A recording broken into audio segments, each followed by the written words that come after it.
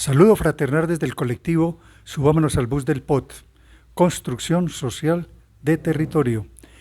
En un último video nosotros hablamos del área metropolitana, en qué consistía y cuáles eran las ventajas para el área metropolitana de Manizales. Quedó en el tintero un tema supremamente importante y es área metropolitana y aerocafé.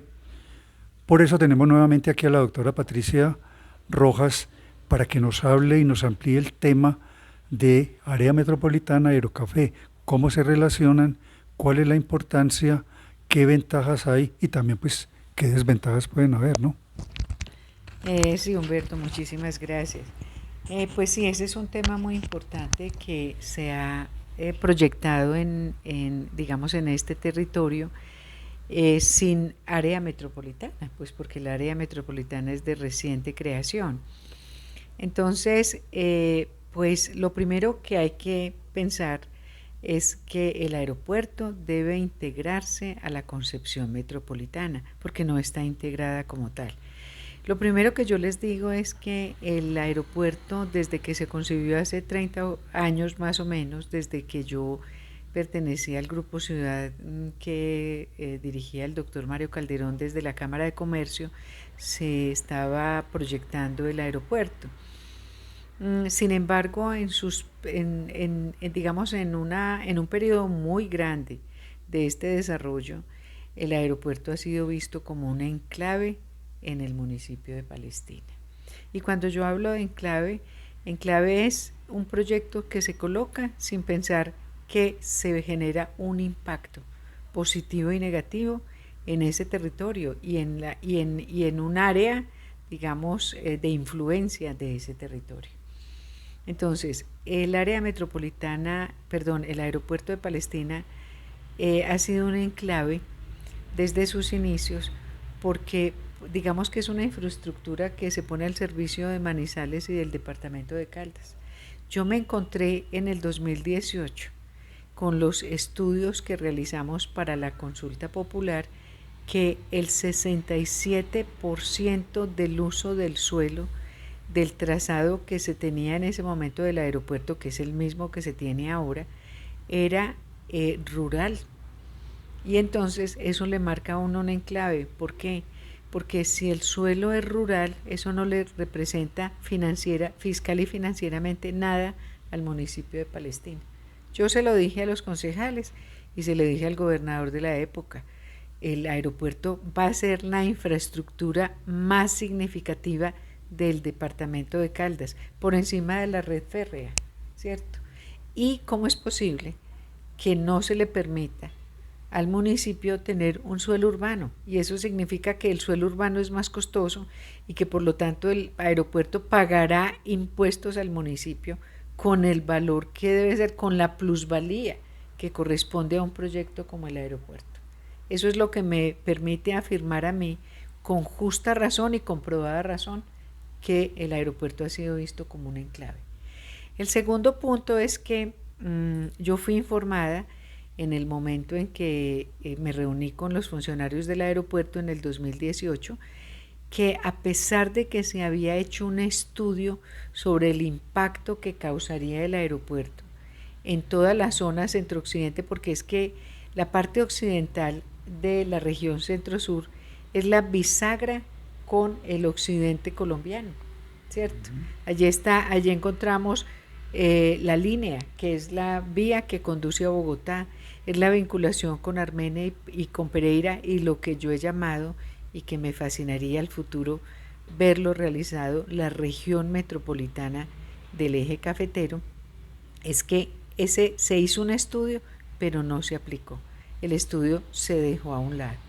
Entonces yo creo que el aeropuerto hoy debe mirarse en el contexto del área metropolitana de la región centro-sur y ahí sentarse con Chinchiná resulta fundamental, porque Chinchiná es el municipio que está a 20 minutos o a media hora de Palestina y por lo tanto es el municipio de mayor importancia para planificar como área de influencia del aeropuerto. Muy bien. Digamos, siempre pues, se ha discutido, hablando de Aerocafé o Aeropalestina, que para qué construir Aerocafé si allí está Pereira, y entonces tenemos una situación cuando tú planteas un área metropolitana regional, tenemos un municipio, digamos, en el medio, que es Chinchiná. Entonces, primero, esa región metropolitana que tú planteas cobijaría a Pereira y Armenia, o sería, digamos, Risaralda y Caldas únicamente. Mira, el tema de la región metropolitana, pues no es un invento mío. Yo le he puesto ese nombre porque es un nombre que desde el punto de vista constitucional es el más conducente para constituir la región metropolitana, porque se haría a través de acto legislativo, o sea, reforma constitucional, pero ese no es el tema aquí más importante. Este antecedente es el de el estudio de ciudades que ha hecho Planeación Nacional. En Colombia se ha venido haciendo desde hace más o menos unos 10 años un estudio permanente de las conglomeraciones urbanas. Y nosotros estamos reconocidos, toda esta región está reconocida como una conglomeración urbana muy importante. Si ustedes la ven en la imagen satelital nocturna, vemos una mancha de luz, ¿cierto? Con toda la continuidad. Y son 13 municipios los que conforman esta región metropolitana, que comprende los 5 municipios de la región centro-sur, Santa Rosa, Dos Quebradas, Pereira, y de Armenia, Salento, Armenia, Calarcá, y Calarcá creo que hasta ahí llegó, de pronto me falta alguno, pero bueno, pero es esa área, son 13 municipios los que conformarían esta región metropolitana. Respecto del aeropuerto y la región metropolitana, yo tengo pues las siguientes consideraciones. Lo primero es que todos los departamentos y sus capitales queremos aeropuerto. O sea, nosotros pensamos como ricos en medio de la pobreza, en medio de recursos que son escasos. Y como todos quieren aeropuerto, pues bueno, será que así lo sea, ¿cierto? Lo único que puedo decir son 2 cosas. La primera fase del aeropuerto de Aerocafé o Aeropuerto de Palestina, como se llamaba antes, es reemplazar la Nubia, que son 1.600 metros, ¿cierto? Y la tercera fase, esa es la potente y la poderosa, que me parece a mí que debería ser una apuesta de la región metropolitana, o sea, de esta región cafetera, ¿cierto? Porque nosotros seríamos un aeropuerto como el de Bogotá. Bogotá tiene 3.800 metros con todas las buenas condiciones que tiene la localización de Aerocafé. Pero lo que yo vengo diciendo desde hace mucho tiempo es que como el aeropuerto La Nubia es un aeropuerto de poca movilización, dadas las condiciones meteorológicas que tiene Manizales, pues hace mucho tiempo nosotros deberíamos haber hecho la gestión ante el Ministerio de Transporte para que se hiciera el primer hecho metropolitano de esa región cafetera, que es que la vía, que son 40 minutos, Manizales-Pereira, fuera una vía urbana.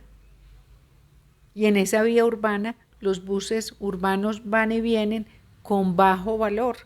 Se va a incrementar la visita de Pereira hacia nosotros, de nosotros hacia Pereira, y disminuyen los costos de traslado al mismo aeropuerto. Hoy tenemos que vivir el viacrucis los manizaleños, que resolvemos irnos por Pereira porque sabemos que con seguridad sale el vuelo y porque tiene menores costos por la cantidad de vuelos que tiene Pereira en el día. Sabemos que tenemos que pagar un pasaje intermunicipal, bajarnos en la terminal de transporte de Pereira, pagar 22.000 pesos que nos lleve al aeropuerto y devolvernos con las mismas condiciones. O sea, nosotros estamos hablando de 50 o 60.000 pesos de recarga para ir y volver al aeropuerto de Matecaña. Es un aeropuerto pues que tiene, digamos que reemplaza La Nubia y que está a 40 minutos. Eso finalmente no es mucho tiempo. Entonces, Por ejemplo, Manizales podría tener unos buses que salieran de determinados paraderos donde uno con su maletica se para, lo recogen y lo llevan directamente al aeropuerto. Y esa es una gestión que se hace ante el Ministerio de Transporte y el gobernador quedaría como un príncipe porque está haciendo un hecho metropolitano con Pereira. Yo creo que eso es fundamental lograrlo. Muy bien, en nuestro video anterior nos quedó pendiente un tema importante, Patricia. Todo tiene ventajas y desventajas. Nada es completamente rígido. Área metropolitana nuestra. ¿Qué ventajas y qué desventajas ves tú, en la constitución de esa área? Yo veo todas las ventajas si tenemos una clase dirigente eficaz, si tenemos una clase dirigente que sepa gestionar los recursos del gobierno nacional, si tenemos una clase dirigente que sepa aprovechar las economías de escala que ya se vienen generando. Es que aquí había hechos metropolitanos, aquí no estamos empezando a ser metropolitanos, aquí hay hechos metropolitanos desde hace mucho tiempo, en Neira, en Villa María, en Palestina. Los profesionales de Manizales viajan todos los días a Chinchiná, aunque no va al área metropolitana, pero lo pongo como un ejemplo muy importante. Van a Chinchiná a prestar sus servicios y lo mismo sucede con personal de Neira, de toda clase de empleados. Viven en Neira y pues no se diga de Villa María, que se volvió una ciudad dormitorio de Manizales, entre otras cosas porque pues en la medida en que suben los precios urbanos, en esa medida se quiere aprovechar los municipios cuyo suelo por su desarrollo tienen mucho menor valor. Desventaja, que no tengamos una clase dirigente y una clase política y una clase gobernante eficaz, una clase gobernante que no tenga una mirada importantísima hacia el futuro, una clase gobernante que sienta que el área metropolitana no le provee los suficientes recursos porque no tiene la capacidad de gestión, una clase gobernante que siga perdonando a los urbanizadores la plusvalía y las cargas y los beneficios. Esas son desventajas enormes del área metropolitana. El resto lo veo completamente favorable. Patricia toca un tema que me parece fundamental y es la miopía de la clase dirigente nuestra. Es que está ahí, lo veíamos en el video pasado, que ha pasado año y medio ya y apenas nombran el director del área metropolitana. Uno se preguntaría en año y medio en qué se avanzó, qué reuniones se han hecho. Se han hecho encuentros con otras áreas metropolitanas, qué trabajo se ha hecho con Chinchiná, que como decía muy bien Patricia, es un municipio no solamente importante, sino cuánto aporta al Producto Interno Bruto de Caldas. ¿Qué acciones han hecho desde allí? Es un tema preocupante, Patricia. Desde la ciudadanía, yo como cofundador del colectivo represento esa participación en temas de ciudad y yo me pregunto, desde estos colectivos, desde la sociedad civil, desde la ciudadanía, ¿qué podemos hacer para que un tema como el área metropolitana, que hemos visto que tiene unas ventajas importantes, podemos impulsar eso? Yo creo que la participación ciudadana es una construcción completamente necesaria en Manizales y el departamento de Caldas. La consulta popular, de hecho, es una participación ciudadana impulsada por la clase dirigente que quiso impulsar el área metropolitana. Pero fíjese que esa formación y por eso estos ejercicios pedagógicos son completamente indispensables para que la gente demande cosas del área metropolitana, ¿sí? Yo, por ejemplo, fui recientemente a Neira hace el domingo y yo debería ver buses urbanos de Manizales a Neira, ¿sí? Porque si levantamos el peaje al día siguiente de la constitución del área metropolitana, estamos hablando de una vía urbana.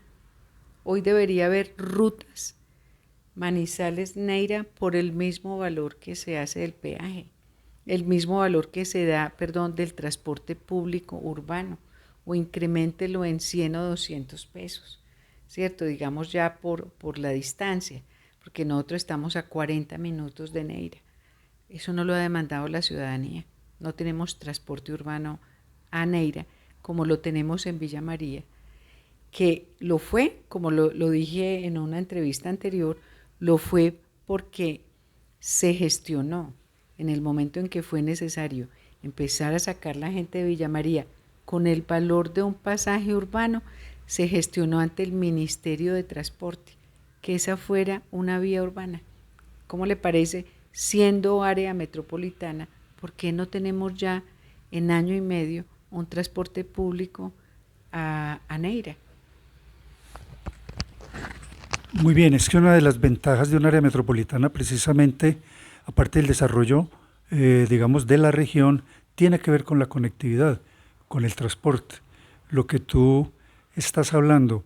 Yo sí quiero reiterar y preocupa que ha pasado mucho tiempo, los municipios van a tener recursos, más recursos, ya lo ha anunciado el presidente, porque se viene en un proceso de descentralización. Pero ¿qué hacemos con recursos si no hay, digamos, una visión ordenada, una planificación, una clase dirigente, como decimos nosotros coloquialmente, echada para adelante? Ahí vemos un peligro grande. Aquí tenemos que 105.000 millones de pesos no fueron ejecutados. Entonces, ¿qué hacemos si tenemos los recursos y no hacemos ejecución? La gente se pregunta muchas veces, Patricia, y aclarémosle eso, un área metropolitana significa entonces que es que nos toca gastar mucha plata y que de dónde van a salir los recursos. ¿Eso es cierto? ¿Qué tiene eso de cierto? Digamos que la ley 16, la ley del área metropolitana, que no me acuerdo, 1613, contempla varias formas de financiar el área metropolitana, entre otras cosas, por ejemplo, el aumento del 2% en el impuesto predial, ¿cierto? Ese tema no se ha dado en este momento para el área metropolitana y las áreas metropolitanas tienen la facultad de imponerlo o no imponerlo, ¿cierto? Como el mismo caso que yo les comentaba de Barranquilla, porque el área metropolitana no puede vivir de los aportes tan pequeños que pueden hacer los municipios, y esos aportes se fijaron para esta área metropolitana en los respectivos consejos, ¿cierto? Cada consejo dijo, yo le voy a aportar al área metropolitana tanto porcentaje, pero ese es un recurso muy escaso, eso digamos es como para pagarle al director del área metropolitana. En realidad, la gestión de los recursos viene del gobierno nacional. Y lo repito, es tan importante porque las áreas metropolitanas son autoridad de transporte, son autoridad de vivienda, y en áreas metropolitanas de mayor de 1 millón de habitantes son autoridades ambientales. ¿Eso qué significa? Que los recursos para las vías del gobierno nacional llegan directamente a ser manejadas por el área metropolitana. Por lo tanto, se va formando una cuenta muy importante de esos recursos que llegan, porque son millones de pesos los que puede ejecutar el área metropolitana. Pero la gestión es muy importante, y aquí pongo el ejemplo de Medellín y el área metropolitana del Valle de Aburrá. Ellos en este momento tienen conexiones con unos fondos impresionantes. Yo quisiera que las autoridades de la Junta Metropolitana viajaran al Valle de Aburrá, al área metropolitana, que ellos son muy generosos en entregarle a uno toda la información, y vieran lo que ha sido capaz. Claro, es un área metropolitana que ya puede tener más de 30 años constituida, pero es la propia gestión del área metropolitana la que ha hecho crecer sus recursos. Porque voy a ponerle un ejemplo muy importante, Humberto, y aquí reitero la necesidad de que el área metropolitana gestione los proyectos urbanos como deben ser desde el punto de vista fiscal financiero, cargas y beneficios y plusvalías. Nosotros en el estudio que hicimos comparativo sobre el componente fiscal financiero de los municipios, comparamos el área metropolitana del Valle de Aburrá y el componente máximo que le da los recursos al Valle de Aburrá es el componente urbano. Y ese componente urbano viene de la imposición de cargas y beneficios a los urbanizadores.